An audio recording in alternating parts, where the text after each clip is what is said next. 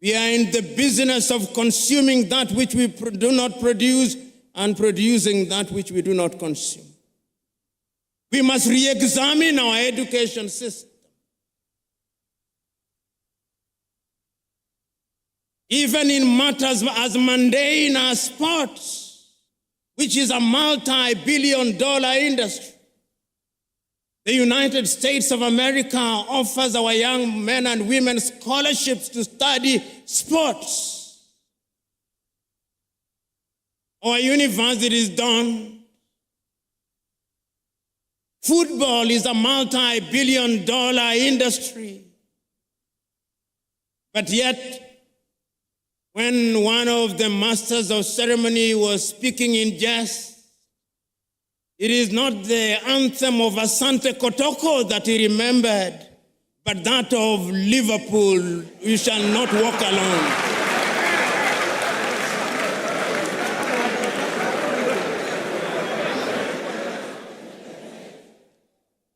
So that as we are sitting here, even in the area of sports, which is a whole multi-billion-dollar industry, our young men and women are preoccupied with whether Arsenal beat Real Madrid or Barcelona beat Borussia Dortmund. They do not care whether Hafia Guinea du Conakry beat Asante Kotoko. The Osagiefo was right when he said, we may actually solve the economic problem. We may even solve the political problem.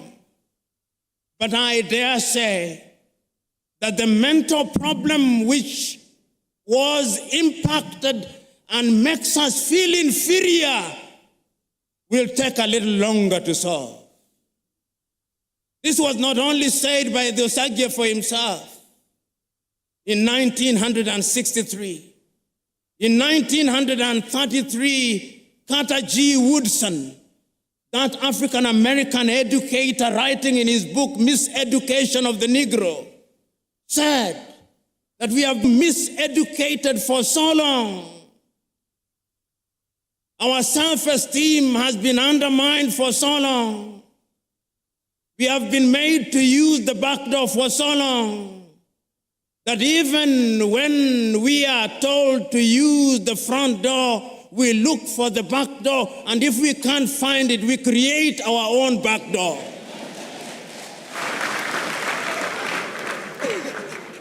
The level of our miseducation is amazing. We must change it in order to enter into the 21st century. You know, Brother Pipim, when you said that our passport, technological passports to the 21st century and visas to boot are expired, you are right. How can we play football on the games of rugby, on the rules of rugby? How? This is the question that we want to address today. We are talking about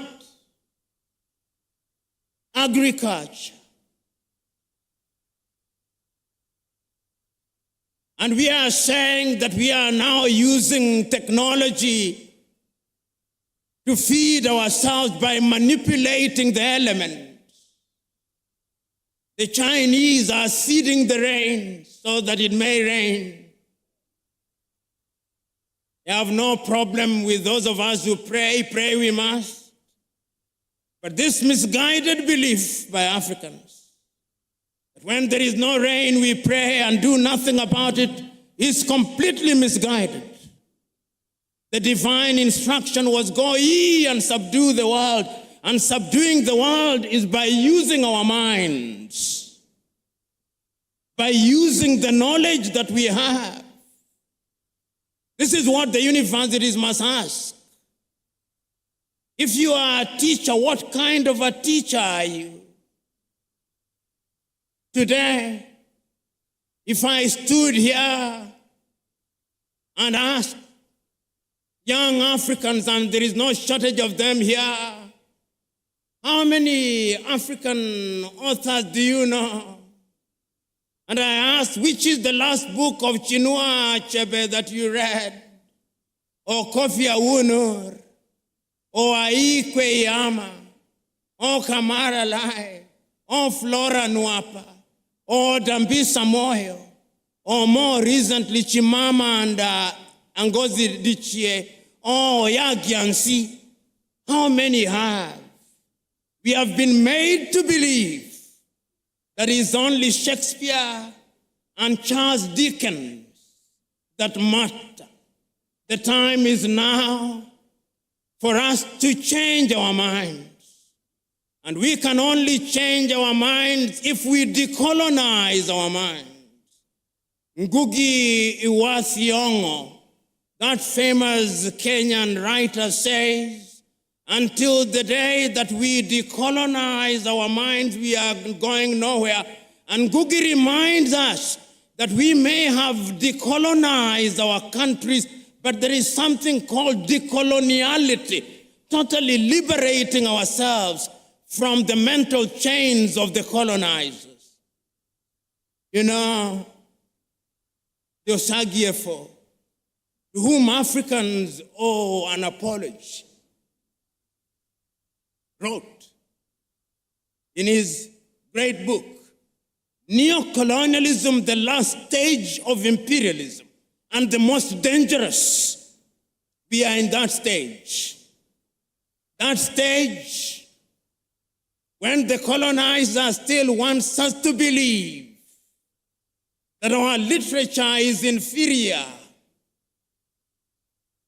that our science does not exist, that our mathematics does not exist, that we have no medicine to talk about, that we cannot mine beyond Galamsey, that we cannot extract our own oil, that we have no business being in robotics and cryptocurrency, that we must be consigned to the Museum of History alongside the spinning wheel, that we have no business being in the jet age.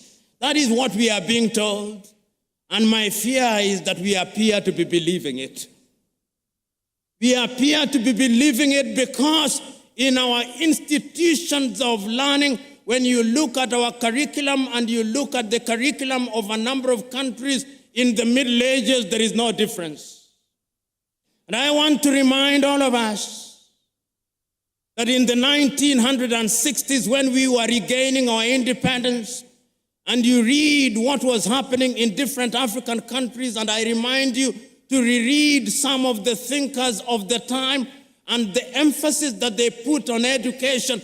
I was rereading for the umpteenth time the 32 speeches that were delivered by African leaders in Addis Ababa, Ethiopia, between the 23rd and 25th days of May 1963, all of them, without exception, said one thing: if we are to give meaning to our independence, then education must be our focus. So said Ethiopia's Haile Selassie. If we want to change the continent of Africa, we must give meaning to education. So said Mwalimu Julius Kambarage Nyerere of Tanzania on that day. If we are going to change my little Senegal, we must give education priority. So said Leopold Sedar Senghor of Senegal. Even the complicit Félix Houphouët-Boigny in La Côte d'Ivoire believed so. But the ultimate was, of course, the one and only, the Osagiefo. He was as eloquent as he was passionate. And when he came home, where did he not visit? If he was not at Legon, opening the University of Ghana, he was in Kumasi, creating what is now the Nkrumah University. And if he was not at Kumasi, he was here creating an institute. He was everywhere. That is why when I heard my good friend talking about free basic education, he knew that ignorance is the enemy of progress. He knew that if there was a ghost that we had to exorcise, it was the ghost of ignorance. He knew that if there was a devil that we had to pray and fast against, it was ignorance. He knew that if there was anything we had to marshal our forces against in order to exorcise the ghost of tribalism in its primordial sense, it was ignorance. He knew. Yet, several years down the line, when you ask your typical academic, when they want to say that the University of Winneba, of education at Winneba is good, they say it is as good as Oxford. Why? Why can't it be just good? They must say that it is as good as Harvard, as MIT. Why must we always have this inadequacy to compare ourselves with others? We must change in order to enter the 21st century with confidence. Your leadership, who is a judge and belongs to our profession, which is one of the most imprisoned professions in Africa.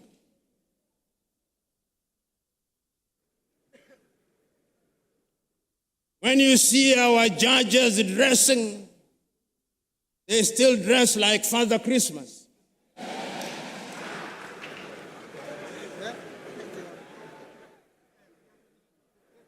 Whoever told us that justice could only be administered when you dress like Father Christmas, I do not know.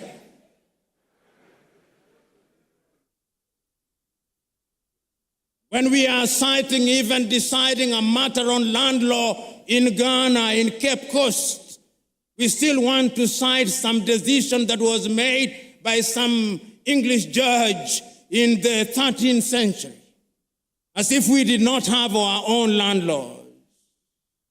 The time has come that we must rethink and re-enter the 21st century with laws that are known to Ghana.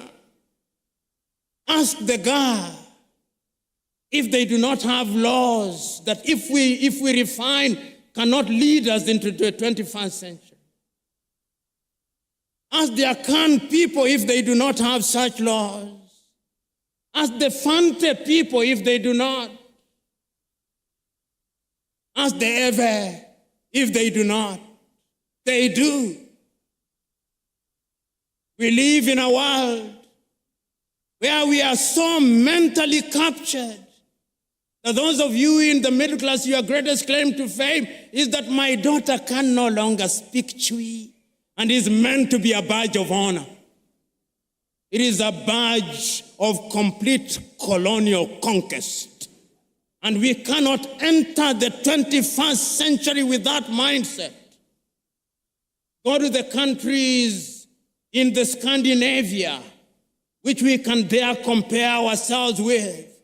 Go to Denmark, they teach in Danish.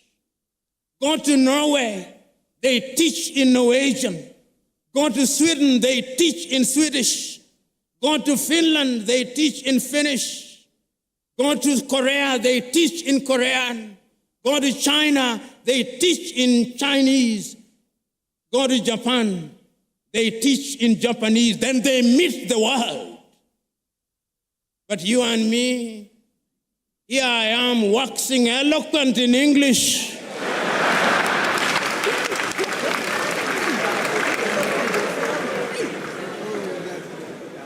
Not in Kiswahili. We must revamp our curriculum. And we must have the courage to do so as I speak to you now. They are teaching Yoruba and Twi at universities outside of this continent. Why? Because language is a multi-million-dollar, multi-billion cedi industry. It is only us who do not know. Those of you who are religiously inclined, we are the only visitors in Jerusalem. So, brothers and sisters, we are here to remind ourselves that there is urgent business to be undertaken. We are here to remind ourselves that we had a good past.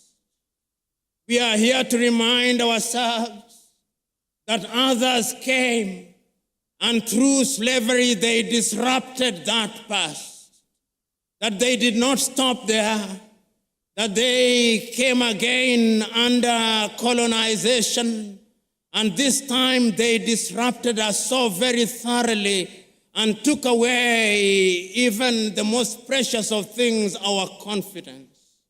That when they came here and imposed an education system, that education system had only one agenda. The agenda was to create men and women, if they were the English who colonized you, who could speak English and be their clerks. If you are colonized by the French, that you could speak French or Portuguese or Italian or Germany.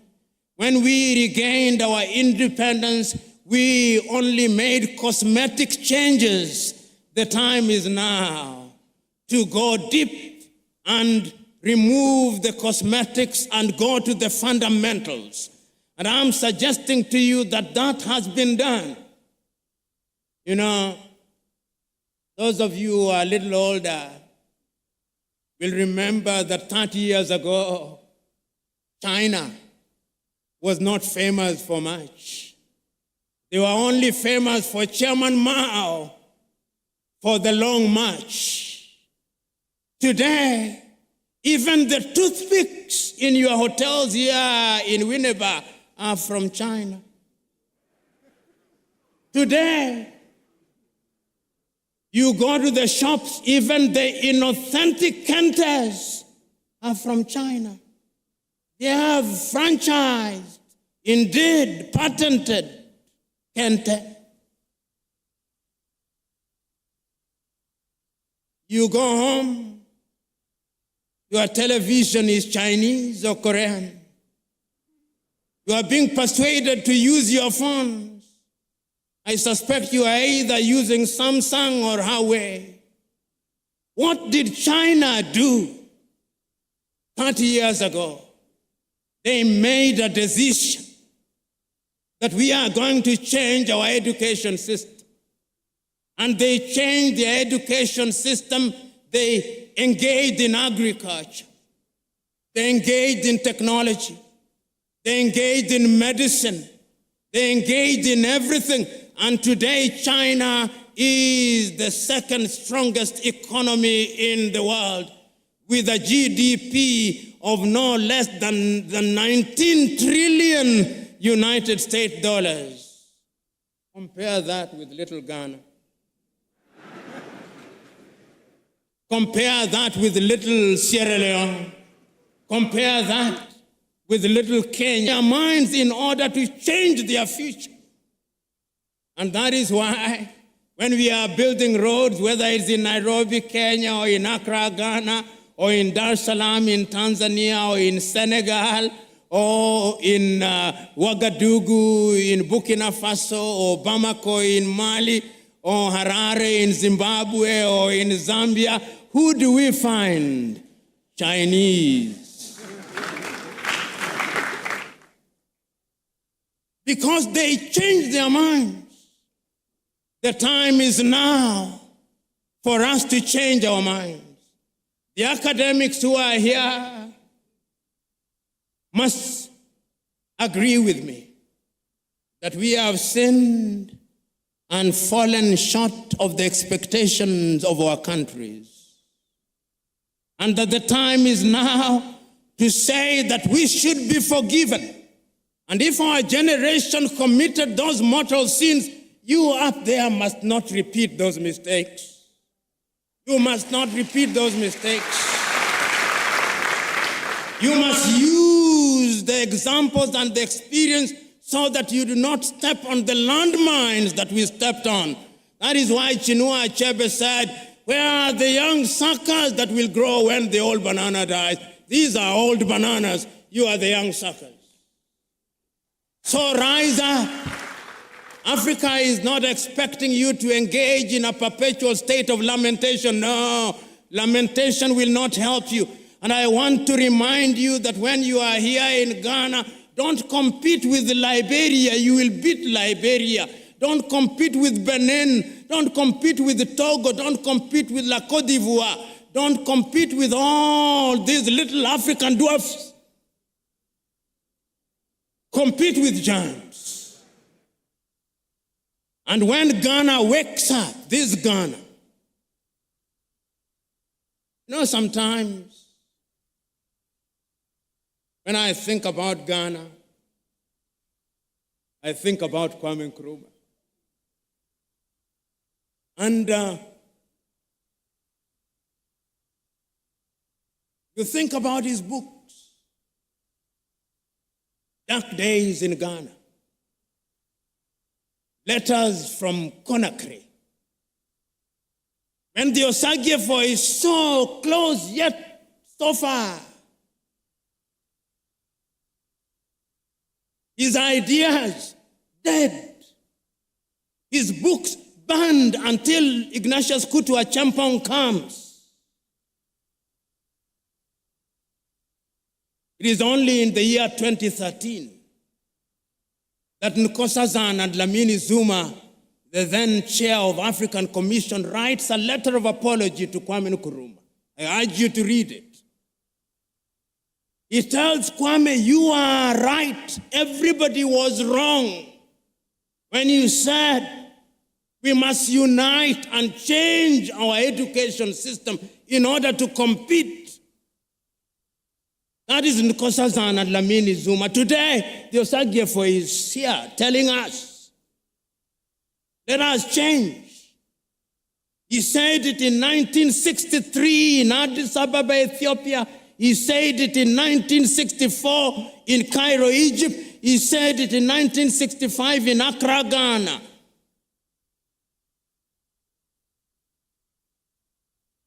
And on 6th day of March 1997, on the occasion of the celebration of 40 years of independence of Ghana, Kambarage Nyerere himself also apologized to Osagyefo Kwame Nkrumah. He said, you are right, we were wrong. Today I'm saying that we cannot remain imprisoned in history and lamentation. That is why it is still true for you Ghanaians. Nkrumah is dead, but Nkrumah never dies.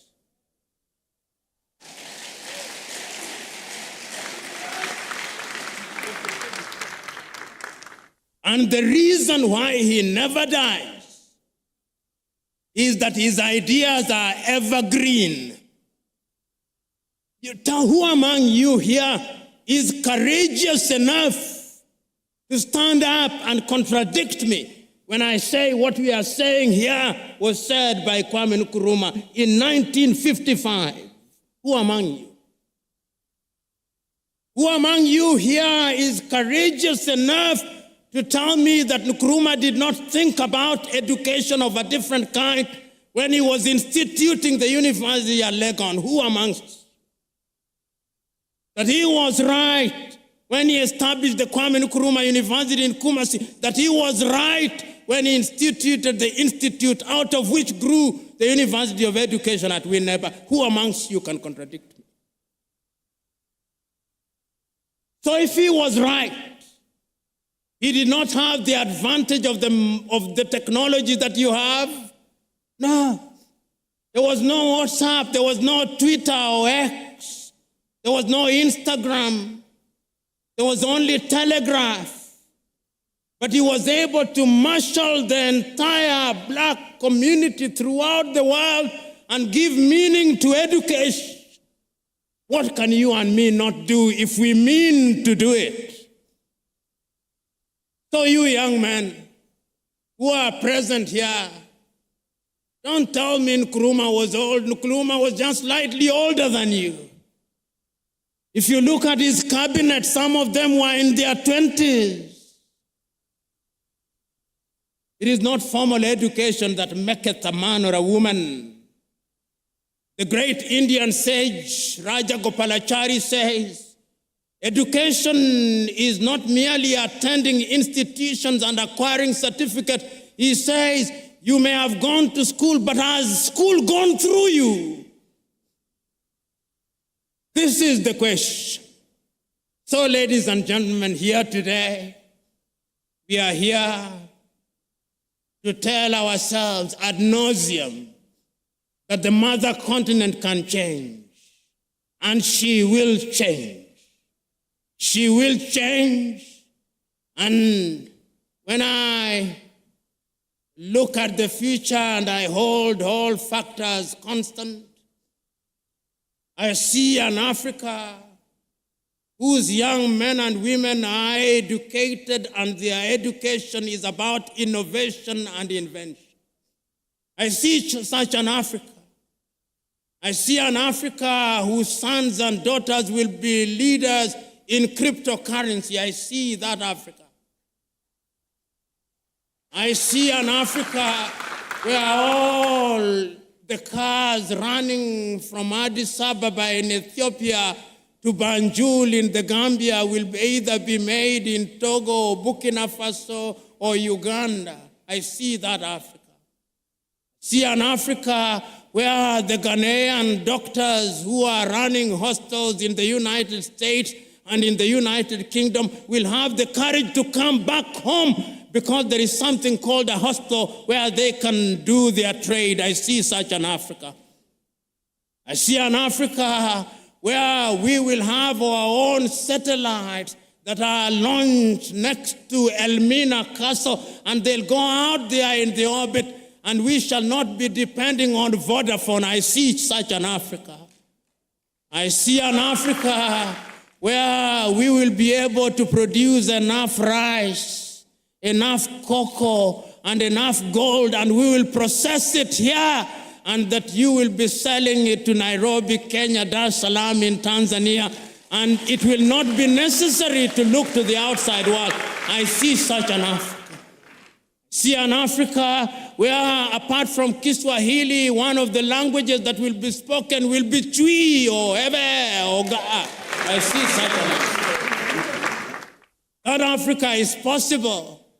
It is possible, Honorable Minister for Education, when at your next meeting you think outside of the box, or preferably without reference to the box.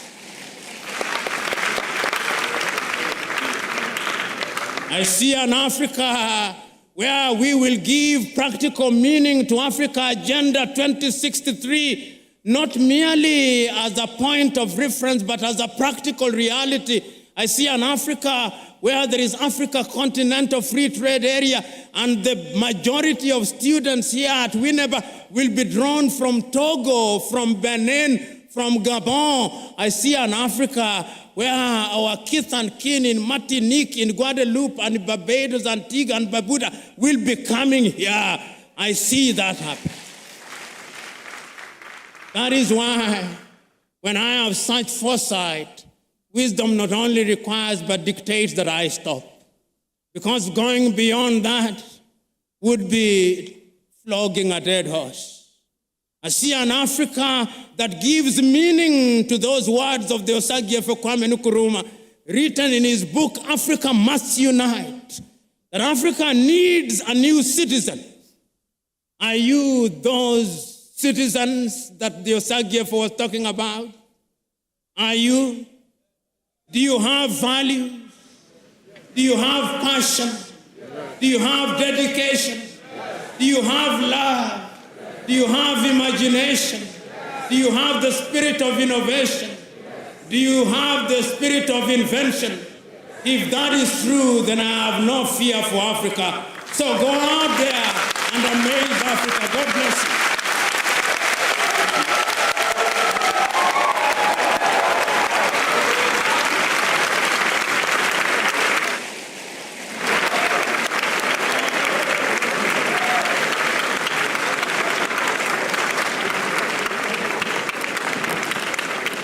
Wow.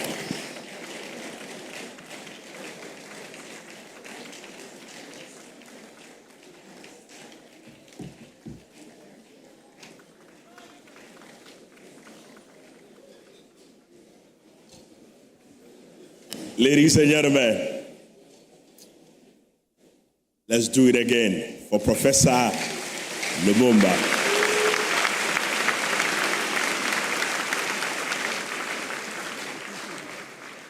So I'm looking at my phone right now, and it's 1:06 p.m. on the 11th of April, 2025.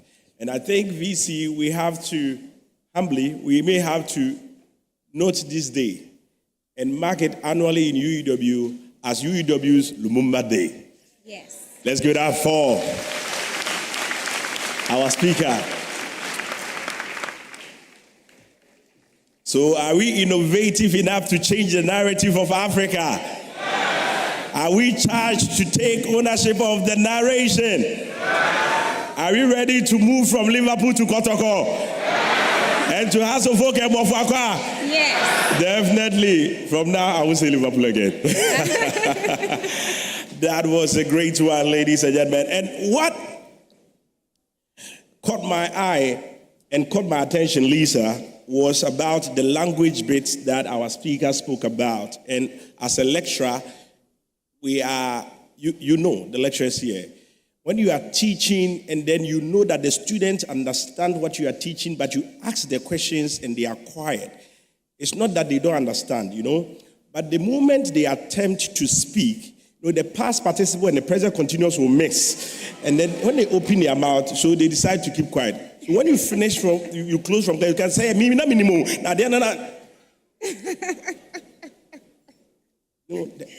The past participle and the present continuous is fine in the head, but the moment you open your mouth, because it's not your language, then it will miss. That's it. Ladies and gentlemen, thank you so much for being here. Still, the room is packed, and that is so great. Lisa, I think we have some people we need to introduce. Yes, we still have some acknowledgements to do. And over here, I have Professor Samuel Al-Hassan Issa. He is the Dean of Ghanaian Language Education. Please give it up. We also have the Deputy Registrar of CODEL present. We have Dr. Gifty Apieje, the HOD of the Department of Journalism and Media Studies here. We have the Vice Dean of the Faculty of Applied Behavioral Sciences in Education, Professor Pat Amos. And we also have Professor Theresa Ainchi, who is the Director of the Counseling Center here in UEW. We also have the better half of the wife of the Vice Chancellor here with us. Let's give it up for her. And also a representative from the Accra Metropolitan University, ladies and gentlemen, Madam Veronica Mensah is here with us. Let's give it up for her as well. And also here in the University of Education, Winneba, we have our deputy registrars here. The list is long. Please do forgive me. You are here. Let's give it up for them. And let me introduce this person, very important. He's the chairperson of NAGRAT, Mr. Godfred Abaklo. Let's give it up for him. Thank you so much. Thank you so much. Okay, at this point, we'll have a remark from another great professor who is also a Pan-Africanist.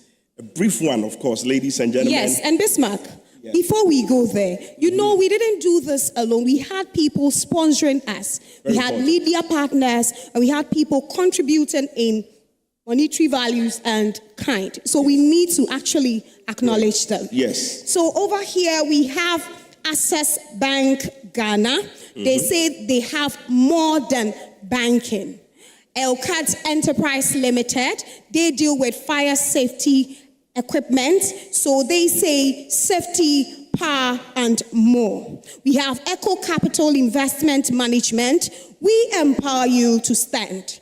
Credit Union, a happy family.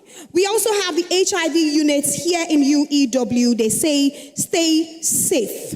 And we have Gloriaca Hotels here in Winneba, and they are saying that home away from home. Now, with all these names that I've mentioned, they actually have stands outside. So let's try as much as possible to go to the various stands that they have outside after the program so that we can patronize their products and services. We also have Galang UEW sponsoring us, Tewu UEW, Goa UEW, Alumni UEW, UTAC UEW, Grasak UEW, SRC UEW, and Goel Winneba, all being our proud sponsors. Okay, let me also say that we have our very own Windy Bay here with us. They are streaming on the university website on their own Facebook page. We also have GBC here with us.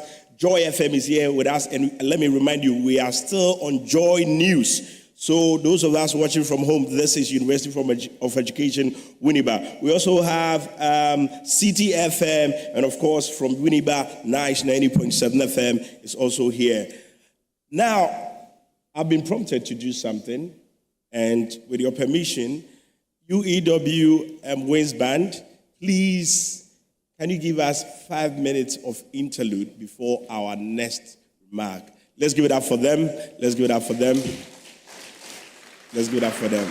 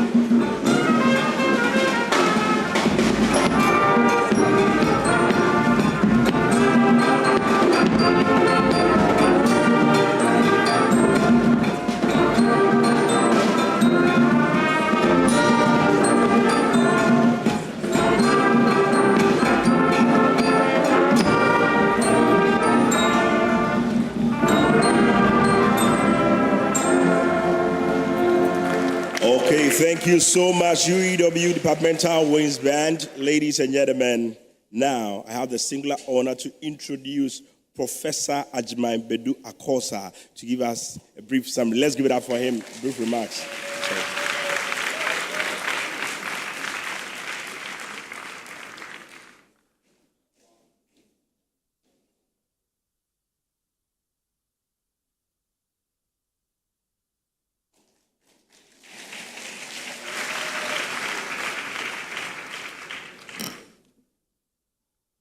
The Chancellor of the University of Education, Winneba, Nei Gati, Vice Chancellor, Principal Officers of the University, distinguished guest speaker, the representative of the Minister for Education, my dear friend, Dr. Clement Apak, Deputy Minister for Education,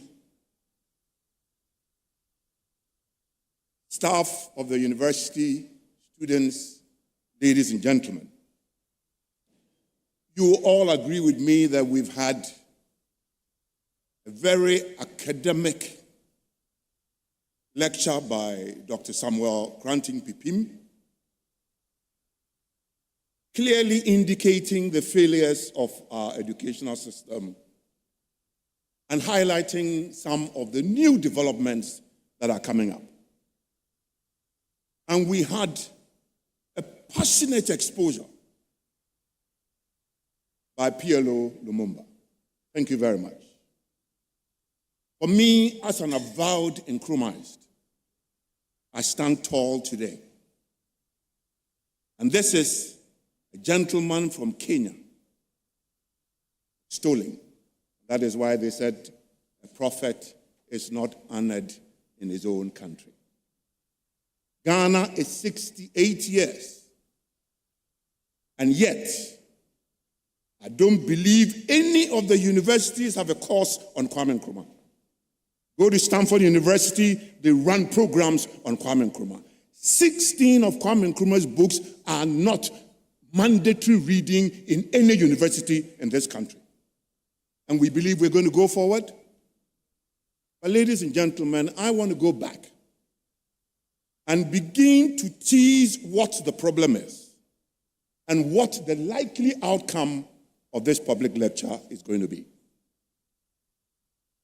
Research abounds that children born should be educated at home with their mother tongue and in school with their mother tongue. The research even says that up to probably the age of 8, and therefore in Ghana's school system, class 1 at 6, 7, 8. Class 3, you start introducing English as a second language. What that does for you is that every word that the child knows in the mother language immediately gets translated into English. If I ask all of you here, what is your vocabulary? All right? What numbers can you give me? This morning in the conference room, I said that in 2002 or 2001, when the Kufuor government came in, the first Minister for Education was Professor Christopher Ameyaw-Kumfi. I met him, and he comes from a tradition that believes that English should be the medium of training right from, age 1. So I said, my primary school teacher's vocabulary was 40. And 40 included 2-letter words and 3-letter words. How much of that was he going to hand over to me? Let me be charitable, 27 is to it, but that does not make English language. The other thing I want to say is that if I ask how many of you lived with your grandparents, there'll be a lot of silence in this room. Unfortunately, in our culture, if you're old and poor, you're a witch or a wizard. And families today shun the company of grandparents. But that is where the knowledge is. And I would say that good old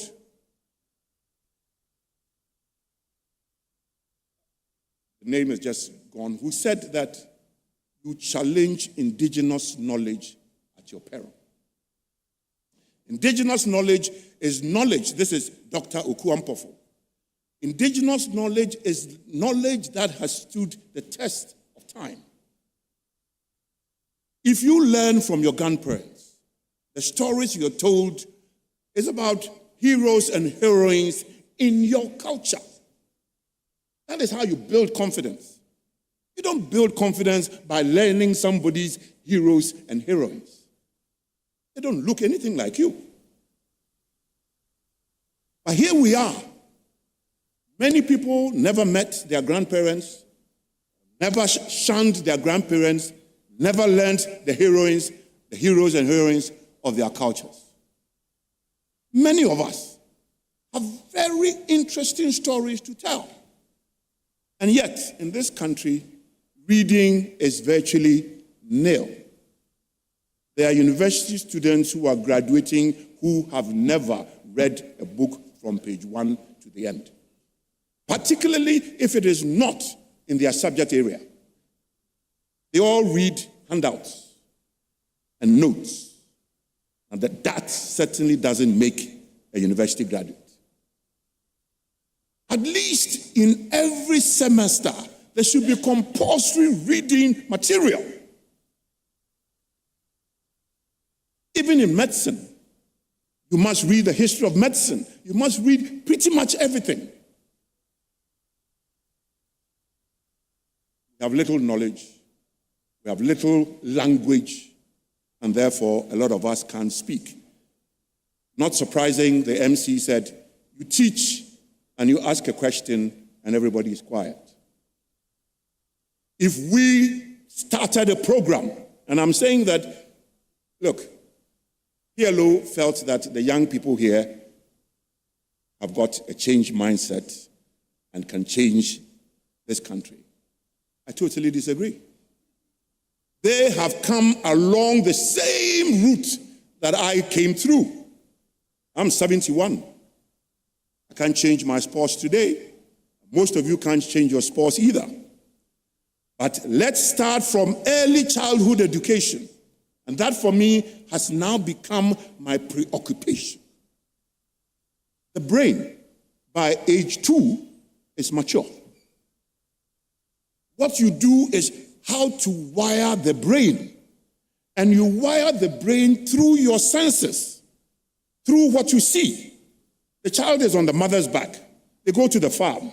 The only colors they see on most of our farms is brown and green. Nothing else. They don't see any other colors. Turquoise. No, nothing excites them. What do they smell? What do they hear? What kind of music do they hear? They're not even playing a match they did to them. Children, the senses virtually are starved of information. And that is the route through the wiring system. So I say that most Ghanaians are single-phase wired. In a house, you can have one-phase wiring or three-phase wiring. Three-phase wiring, if one phase goes off, the others are there. Most Ghanaians are one-phased wired. And therefore, the ability to lateralize and really comprehend what goes on around them is really limited. So we must begin early childhood education. I don't believe that if you taught a child Proverbs at age 2 or age 3, the child will not understand, particularly in the language that is spoken at home. But if you start teaching A is for apple and B is for banana, then you're doing what is called linear teaching. Everybody is a child prodigy, but have not been exposed. So I want us in this Empowering Minds to say that this is the university from which the change must start. I want to hear University of Education, Winneba, say that up to the age of 8, backed by research, education must be by mother tongue. And by 8,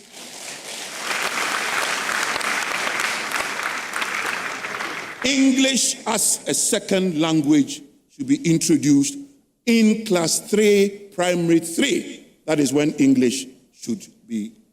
So that immediately that child transfers every word he or she now knows in his native language into English.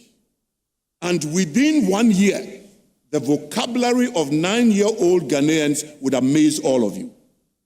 Would amaze all of you. Then the next is reading.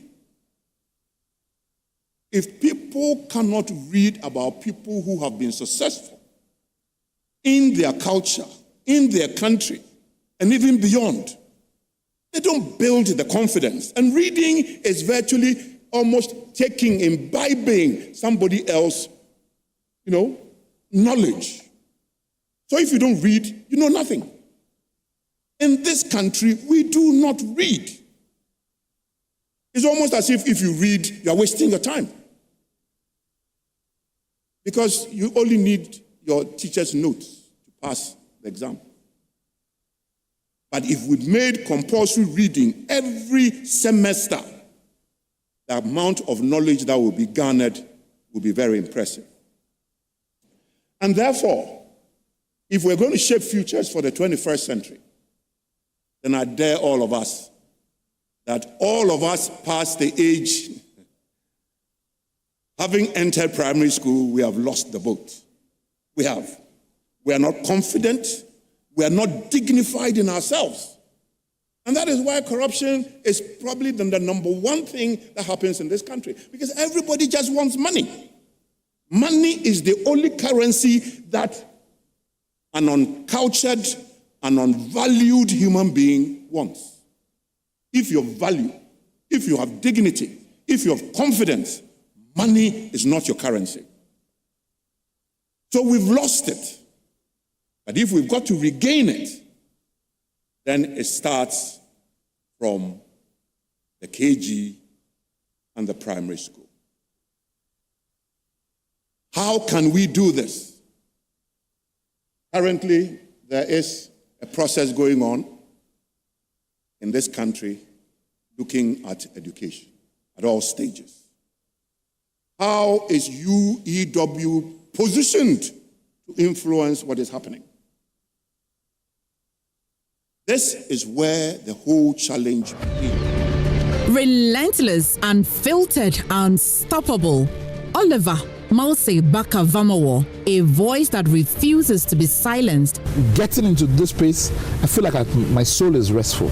And I can't put a price on that. A lawyer by profession, an activist by conviction. Yes, about it. Nobody. Nobody's researching. We have several faculties of pharmacy. How many of them are researching into our herbal pharmacology? We're training pharmacists to come and count paracetamol. That is not how many years, 4 years, or now 6 years of university education. If they had done research on Philanthus neruli, for example, it is a regular herb in everybody's backyard. It is called abomeguechi. Believe you me, it's a powerful wellness drug. It is described in the literature as stone breaker. So if you use that for green tea, you don't develop kidney stones, you don't develop gallbladder stones. But it's a herb. Nobody gives them about it. So there is a lot in our backyard that we don't know. But if you don't know what is in your backyard, how dare you go out of your backyard to go and look for what? Knowledge where? You don't even interact with your grandmother. You don't know what your grandmother knows. And in our typical folklore, we represent the past, today, and the future. That is the African trilogy. We all come from our ancestors, and therefore we pour libation to ancestors. We don't know what our ancestors knew. We don't. So what do we know today?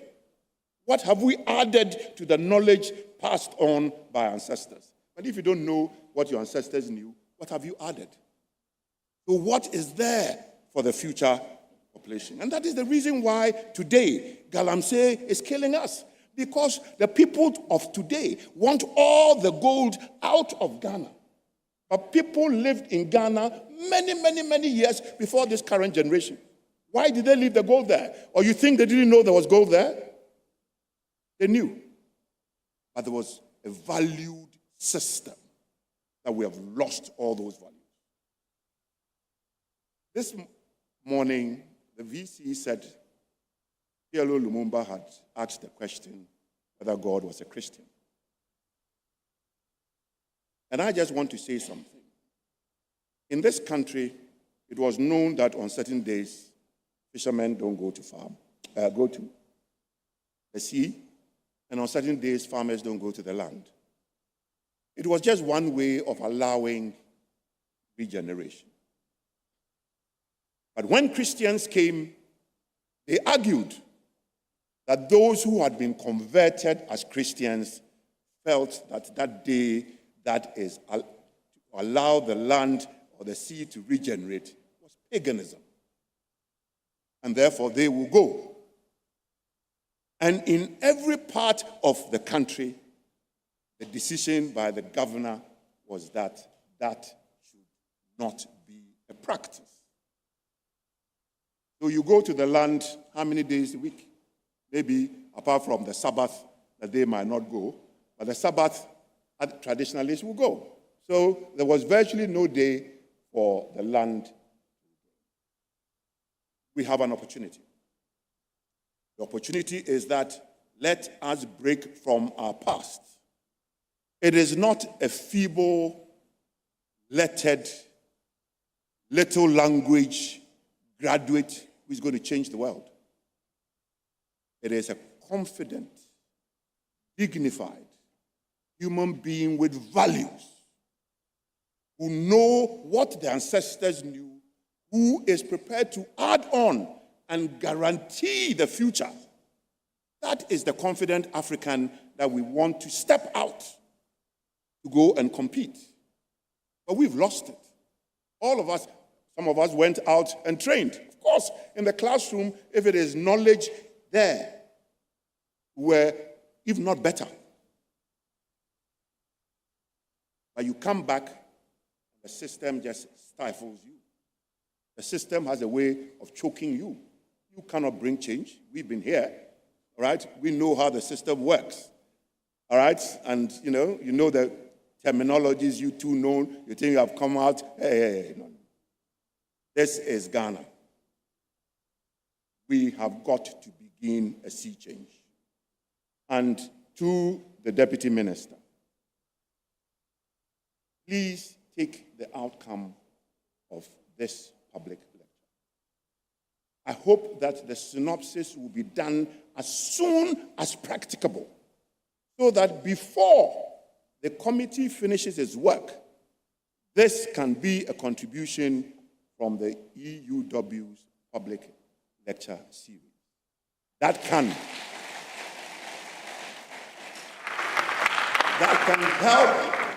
help reform education. Just last week, Emeritus Professor Kwesi Yanka gave a lecture to memorialize Ekweadonko and his whole philosophy. And I did a full graphic article on Ekweadonko. And I did that to spite educated women in this country. That with all your education, nobody is prepared to stand tall and say that I will fight to become the president of this country. Nobody. You are waiting to be made running mates. No. How many women, Ekweadonko, an illiterate woman who never had the opportunity to go to school? Was that her fault? Was that her fault? No. And yet, she was derided by women. just because they didn't have the guts, despite all your education and all your PhDs and all your whatever.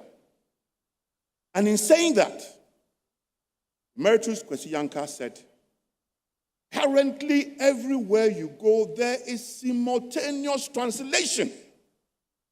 So why do we empower only people who can speak English into our parliament? And when a member of parliament cannot express him or herself, what happens? Derided. But if there was simultaneous translation, the person will be speaking ever and is being translated into English or Twi or whatever. Any international conference, you must have simultaneous translators. We have so many, colleges of languages, and all of them can be trained as translators to work in parliament, to work in most of our conferences. So this conference, for example, there could be simultaneous translation into Twi, into Ewe, into Ga, for those who are not erudite in the English language. We do damage to ourselves, and somehow we expect that we will progress. Progress is an inclusivity. All right? Robert Dussay said, you people who've gone to school, you think wisdom is in the classroom. No. Wisdom is most certainly not in the classroom. It isn't. That is why we say there's a fear jansan and there's school jansan. In other words, there is sense in the home and there's sense in classroom. And don't think that because somebody hasn't gone to school, that person can get no sense. The person is loaded with wisdom. Are we prepared to learn from them? No, because we're better than them. And that is the reason why we are floundering. And unfortunately, we are retrogressing because we've lost our value system. We are not confident. We are not dignified. We cannot express ourselves very, very well. And if you cannot, everything else stays in your head.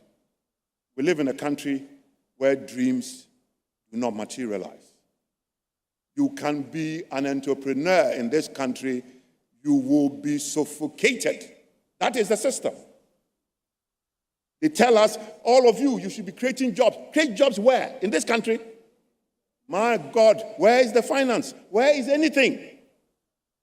Where is anything? Nobody is prepared to help anybody. Everybody is prepared to help themselves.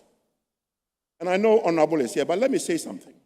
Last Friday, Parliament gave to every parliamentarian 200,000 as Get for Get Fund project and gave them an additional 150,000 to monitor projects.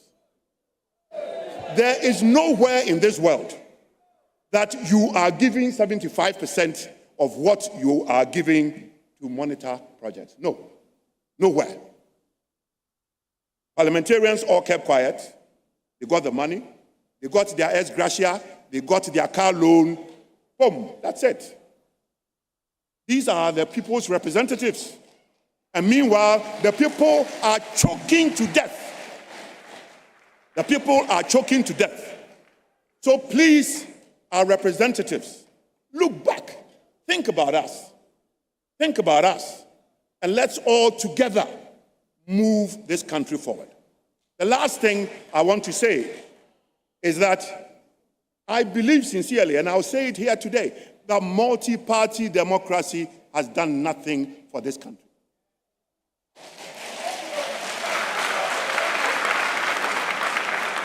Since 1992, the only beneficiaries of the system is the political class. The professional class, the working class, the underclass have all been totally marginalized. It's as if you live in this country, your sense is not respected. But that does not develop a country. We must be prepared to harvest the intellectual might of this country to progress this country. So, ladies and gentlemen, I believe and I share in Pierre Lumumba's statement that the change starts now.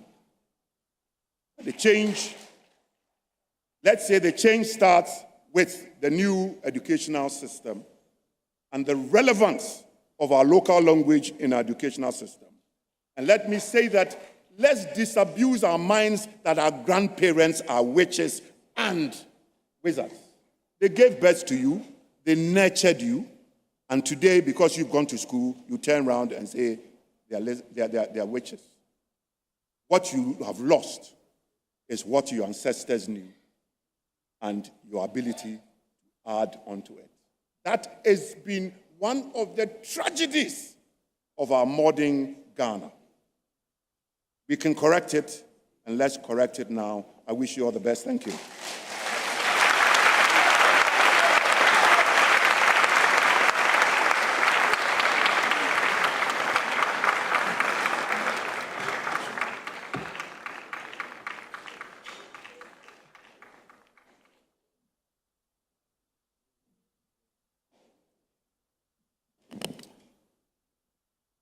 Okay.